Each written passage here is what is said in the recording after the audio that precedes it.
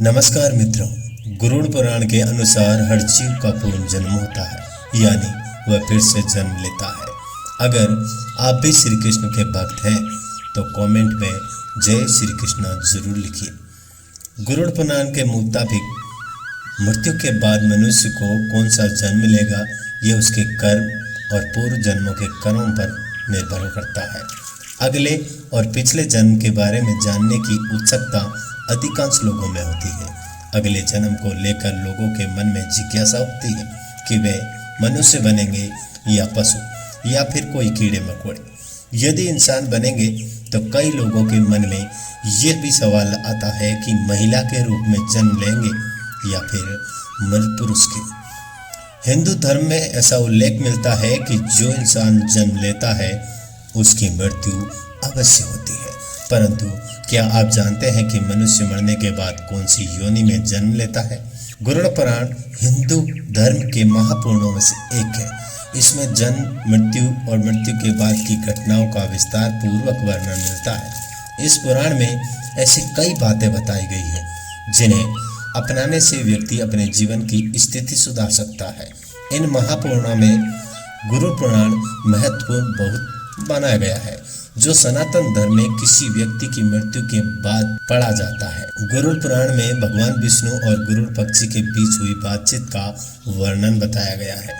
साथ ही इसमें व्यक्ति के चरित्र और उसके कर्मों के बारे में बताया गया है। ईश्वर की दृष्टि में जो अच्छे कर्म यानी आपके अच्छे काम आते हैं उन्हें पुण्य कहा जाता है, और जो बुरे कर्म होते हैं उन्हें पाप कहा जाता है। गरुड़ पुराण और कठोपनिषद में उल्लेख मिलता है कि मनुष्य धरती पर जो कुछ पाप करता है उन सभी पापों की अलग अलग सजा बारी बारी से मिलती है। गरुड़ पुराण के अनुसार जो व्यक्ति अच्छे कर्म करता है उसे स्वर्ग जगह मिलती है, वही बुरे कर्मों के लिए नरक का सामना करना पड़ता है। आज हम आपको इसी के बारे में बताने जा रहे हैं।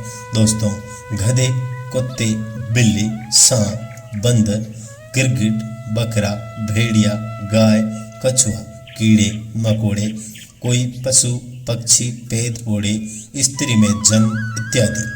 इन अलग अलग योनियों में पापी मनुष्य का जन्म होने की बात ग्रंथ धर्म में बताई गई है। दोस्तों, आप हमारे चैनल पर पहली बार आए तो चैनल को सब्सक्राइब अवश्य कीजिए और वीडियो को भी लाइक कीजिए। दोस्तों, क्या सच में पुनर्जन्म होता है? यहाँ सबसे पहले आपको ये जानना जरूरी है कि क्या सच में पुनर्जन्म होता है। मित्रों, इस बात को एक उदाहरण से समझते हैं। कई बार बालक जब जन्म लेते हैं तो उनमें किसी प्रकार का दोष होता है। कई बालक किन्नर पैदा होते हैं या फिर ऐसा पैदा होते हैं जिनको कोई शारीरिक दोष होता है, जैसे कोई जन्म से ही विकलांग पैदा होता या जन्म से ही देखने में असमर्थ होता है। ऐसा भी होता है कि कई बच्चे का जन्म से ही मूल मूत्र का द्वार न होने जैसी शारीरिक समस्या के साथ पैदा होते हैं। ऐसा होने के पीछे विज्ञान अपना तर्क अलग देता है, पर हम यहाँ शास्त्र के अनुसार बताएंगे। इस जीवन में बच्चे को उसके पिछले जन्म के कर्मों पर आधार पर कष्ट भोगना तय होता है।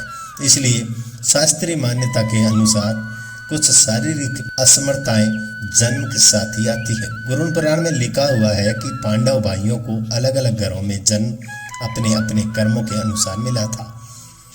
गरुड़ पुराण में विस्तार से बताया गया है कि जब तक शिशु माँ की कोख में रहता है तब तक उसे पिछले जन्म का सब कुछ याद रहता है।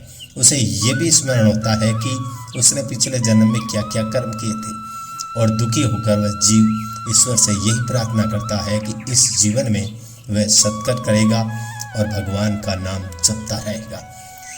लेकिन जब शिशु माता के गर्भ से निकलकर इस पृथ्वी लोक पर आता है तो ईश्वर उसकी स्मृति खत्म कर देते हैं, यानी उसके दिमाग से पिछले जन्म की बातें भुला दी जाती है और वह जीव फिर से सब कुछ माया में पड़ जाता है। कुछ ऐसा उलझ जाता है कि परमात्मा के लिए उसके पास समय नहीं बचता। अब अपने मुख्य विषय पर आते हैं। किसी कर्म के अनुसार कौन सा अगला जन्म मिलता है? एक कछुए का जन्म कैसे मिलता है? माता पिता को कष्ट पहुंचाने वाली संतान या भाई बहन को प्रताड़ित करने वाला मनुष्य के कछुआ योनि में जन्म लेने की बात कही गई है।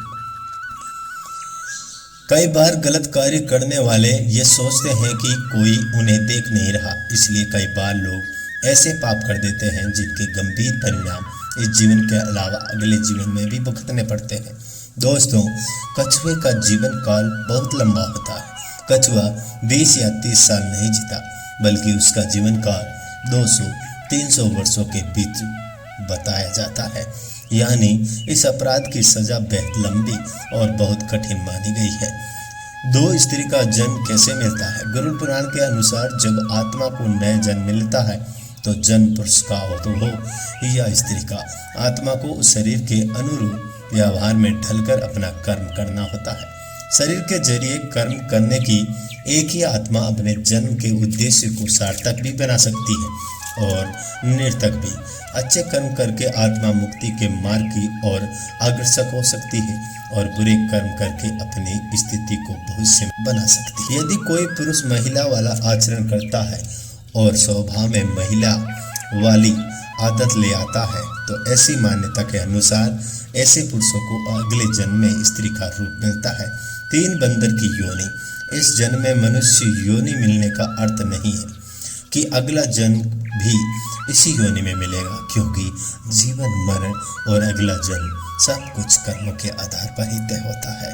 व्यक्ति जन्म लेता है जो अपने मालिक के प्रति विश्वसनीय होकर अपने मालिक का विश्वास तोड़ देता है। उसके बारे में कर्म फल की मान्यता बताई गई है। धर्म ग्रंथों में इसके पीछे का कारण कर्म फल दोष बताया गया है। गरुड़ पुराण में मनुष्य के हर कर्म का लेखा जोखा बताया गया, जो केवल उसके पाप पुण्य का निर्धारण ही नहीं करता, बल्कि मरने के बाद मिलने वाली सजा और अगले जन्म की योनि के बारे में भी बताता है।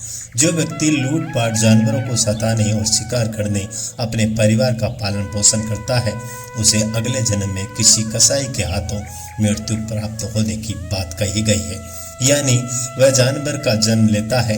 गरुड़ पुराण के मुताबिक जो व्यक्ति मृत्यु के समय भगवान का नाम लेता है तो भगवान उसकी मुक्ति का मार्ग खोल देते हैं। यही वजह है कि शास्त्रों में मरते समय राम राम का नाम लेना महत्वपूर्ण बताया गया है। 4 गधे का जन्म कौन भोगता है? अब यहाँ आता है कर्म फल सिद्धांत। दोस्तों, गरुड़ पुराण के अनुसार अपने सच्चे मित्र का अपमान करने वाला गधे की योनि भोगता है। गधे का जीवन काल लगभग 25 से 30 वर्षों का होता है। अगर आपका पाप क्षमा के योग्य रहा होगा तो कर्म फल सिद्धांत के अनुसार आप गधे की योनि से जल्द ही मुक्त होकर एक साधारण मृत्यु को प्राप्त हो जाएंगे। 5 कुत्ते का जन्म किसको मिलता है? गरुड़ पुराण में जीव के द्वारा किए गए जाने वाले कई तरह के पाप और उन पापों के निमित्त जो भी सजा दी जाती है उसके बारे में भगवान विष्णु ने भी विस्तार से बताया है। धर्म का अपमान करने वाले, पूजा पाठ न करने वाले, जो व्यक्ति धर्म, वेद, पुराण जैसे धार्मिक ग्रंथों का अपमान करता है, हमेशा धर्म का विरोध करता है और ईश्वर के प्रति श्रद्धा भाव नहीं रखता। गरुड़ पुराण के अनुसार ऐसे लोगों का अगला जन्म कुत्ते के रूप में होने की बात कही गई है। 6 कीड़े मकोड़े की योनि। दूसरे की निंदा करने वाला और बुरा बर्ताव करने वाला कीड़े मकोड़े के रूप में जन्म लेता है। ये एक ऐसी योनि है जिसमें आप कितने भी प्रतिभाशाली हो, आपने कितना भी हुनर क्यों ना हो, आपको सम्मान कभी नहीं मिलता। उदाहरण के लिए एक चींटी को ही ले लीजिए। वह नीचे गिरती है, फिर चलती है और अपनी मंजिल तक पहुंचती है। हम सबको उस धरती पर अलग अलग योनियों में तब तक जन्म लेना पड़ता है जब तक कि हमें मोक्ष की प्राप्ति नहीं हो जाती। जो व्यक्ति अपनों से लिया हुआ धन वापस नहीं करता या उनसे धन अर्जित करता है, उसके मकोड़ों की योनि में जन्म लेने की बात कही गई है। योनियों का जीवन काल कितना लंबा होता है, वह व्यक्ति के कर्म फल निर्भर करता है। 7 छुछुंदर का जन्म किसे मिलता है? जो व्यक्ति किसी चीज की चोरी करता है वह तोता बनता है। वही सुगंधित पदार्थ की चोरी करने वाला व्यक्ति छुछुंदर के रूप में जन्म लेता है। किंतु यदि अपराध चोरी से बड़ा हो तो उसकी सजा और भी कष्टदायक होती है। 8 उल्लू में पूर्वजन्म किन लोगों को मिलता है? अपनी चालाकी के चलते जो लोग दूसरों को मूर्ख बनाकर ठगी करते हैं और उनका लाभ उठा लेते हैं, या अपना काम निकलवा लेते हैं, ऐसे लोगों को मृत्यु के बाद नरक में स्थान मिलने की बात कही गई। साथ ही ऐसे लोग अगले जन्म में उल्लू के रूप में जन्म लेते हैं। 9 परछाइयाँ स्त्री से संबंध बनाने वाले कौन सी योनि भोगनी पड़ती है? जो व्यक्ति पराई स्त्री से संबंध बनाता है उसे नरक में जाना पड़ता है। गरुड़ पुराण के अनुसार ऐसे पुरुष को वहाँ कई कष्ट भोगने पड़ते हैं और इसके बाद उसे अलग अलग योनियों में एक एक करके एक के बाद कई जन्म लेने पड़ते हैं। वो सबसे पहले भेड़िया बनता है, फिर एक कुत्ते के रूप में जन्म लेता है, उसके बाद में सियार, फिर गिद्ध, फिर सैन, फिर कौवा और अंत में बगुला बनता है। इस सब योनियों के कष्ट भोगने के बाद उसे फिर से मनुष्य योनि की प्राप्ति होती है। ऐसी शादीशुदा महिला जो किसी गैर मर्द के साथ संबंध बनाती है उसे नरक की यातनाएं भोगनी पड़ती है और ऐसी महिला के अगले जन्म में छिपकली, सांप या फिर चमगादड़ के रूप में जन्म लेने की बात कही गई है। लेकिन जो व्यक्ति किसी स्त्री के साथ जबरदस्ती संबंध बनाता है उसे तो नरक भोगने और कई योनियों में जन्म लेने के बाद मनुष्य जन्म में यानी किन्नर रूप में जन्म लेने की बात कही गई। फिजूल की गाली गलौज करने वाले को कौन सी योनि मिलती है? दोस्तों, माना जाता है कि कंठ में मां सरस्वती का वास होता है, इसलिए जिन लोगों की वाणी में मधुरता नहीं होती और जो दूसरे को बुरा भला कहते हैं या हमेशा गाली गलौज करते हैं, गरुड़ पुराण के अनुसार उनका अगला जन्म बकरे के रूप में होने की बात कही गई। स्त्री गर्भपात या गाय की हत्या करने वाले का जन्म, जो मनुष्य स्त्री की हत्या, गर्भपात या गाय की हत्या करता है वह अगले जन्म में मूर्ख और कबूड़ बनकर जन्म लेता है। ऐसी मान्यता गरुड़ पुराण के संदर्भ में बताई गई है। गरुड़ पुराण के मुताबिक जो व्यक्ति मृत्यु के समय भगवान का नाम लेता है तो भगवान उस व्यक्ति के लिए मुक्ति का मार्ग खोल देते हैं। यही कारण है कि शास्त्रों में मरते समय राम राम का नाम लेना महत्वपूर्ण माना गया है। अब 12 बड़े भाई का अपमान करने वाले का जन्म, गरुड़ पुराण में बताया है कि जो व्यक्ति अपने बड़े भाई का अपमान करता है और समाज के सामने उसे लज्जित करता है, अगले जन्म में वह व्यक्ति कौन नामक पक्षी के रूप में जन्म लेता है। इस योनि में 10 वर्षों तक का कष्ट भोगना पड़ता है, उसके बाद ही उसे मनुष्य योनि प्राप्त होती है। अच्छे कर्म करने वालों को क्या मिलता है? गरुड़ पुराण के अनुसार दूसरों के लिए अच्छे सोचने वाला, धर्म को मानने वाला, धार्मिक कर्मों में विश्वास रखने वाला, पशुओं से प्रेम रखने वाला, माता पिता का आदर सम्मान करने वाला और बताए गए मार्ग पर चलने वाले जीव आत्मा स्वर्ग में जाती है और अपने लिए मोक्ष के दरवाजे खोल लेती है। मांस खाने और शराब पीने वालों के बारे में, मांस खाने वाले व्यक्ति के अगले जन्म में अंगों से संबंधित समस्याएं होने की बात गरुड़ पुराण में बताई गई है। मदिरा या शराब पीने वाले के दांत काले होते हैं और जीभ के स्वाद के कारण ना खाने वाली चीज़ों को खा लेने वाला पेट में पानी भर जाने की बीमारी के चलते पेट फूलने से पीड़ित होता है। दूसरों का ध्यान किए बिना मीठा खाने वाले को गले से संबंधित बीमारियां रहती। श्राद्ध के समय अशुद्ध दान देने वाले लोगों को कष्ट रोग होने की बात भी बताई गई है। आखिर नरक की सजा के बाद भी पुनर्जन्म में सजा क्यों? लेकिन दोस्तों, ये सारी बातें सुनने के बाद आपके मन में एक प्रश्न अवश्य उठा होगा, जब हम अपने पाप कर्मों के अनुसार नरक की सजा भोग लेते हैं तो पूर्ण जन्म में सजा क्यों मिलती है? क्यों हमें मनुष्य जन्म नहीं मिलता? इस प्रश्न का उत्तर भगवान विष्णु ने अपने वाहन पक्षीराज गरुड़ को स्पष्ट बताया है, जो गरुड़ पुराण में वर्णित है। आइए जानते हैं। कई बार जीव आत्माओं के कर्म इतने बुरे होते हैं कि जीवन आत्मा को नरक में सजा भोगनी पड़ती है, लेकिन अगले जन्म में भी इन कर्मों का बोझ ढोना पड़ता है। जैसे कि किसी महिला के साथ दुष्कर्म करने वाले पापी आत्मा अगले जन्म में किन्नर रूप में पैदा होती है। ऐसी मान्यता इस कथा में बताई गई है। जैसा आपने इस वीडियो में सुना, इसे हमारे धर्म ग्रंथों में क्रम फल सिद्धांत कहा गया है, यानी जैसी करनी वैसी भरनी।